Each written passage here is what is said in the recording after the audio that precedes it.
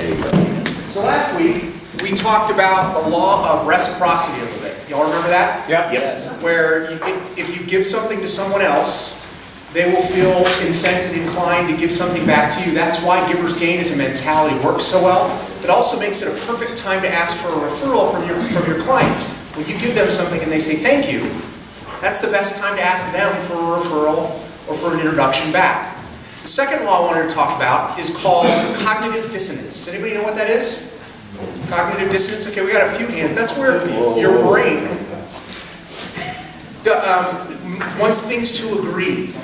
So for instance, if I say that price is not the most important thing when I'm looking for a car, and then I talk about price as the most important thing when it comes down to talking price at the end, my brain doesn't like that. And if it gets pointed out, if the salesperson says, hey, you know, earlier you said price really wasn't why you chose a car dealership or an auto broker, then your brain wants to reconcile that. Does that make sense? So this can help us two ways. First, it can help us when we're giving a referral. When you get ready to give a referral, try this. Instead of just saying, hey, I've got this business card for somebody in my leads group. No, I just used a couple of things that probably shouldn't.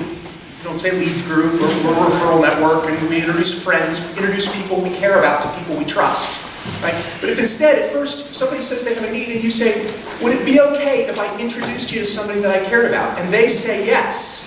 They're much more likely to actually take your referral. They're much more likely to actually call that person. Does that make sense? Yes. I've set up this conflict in their brain where if I hand them this card, or if I cross-sell whoever it is that I'm introducing, their mind, their previous approval reinforces their decision to make to do a buy. Does that make sense? Sorry, I keep running in the door. I'm a little bit out of sorts this morning. You're doing great, man. I understand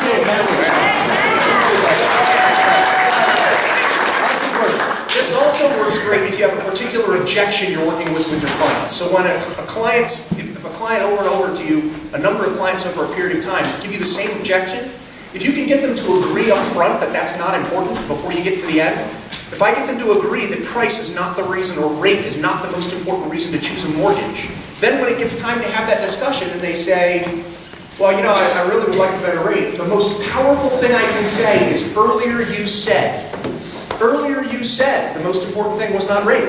Has anything changed since the last time we were talking about that? Well, then with your permission, I'd like to move forward with the paperwork.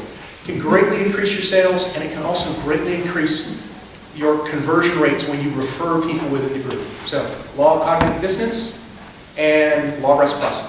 Thanks so much. Thank you very much.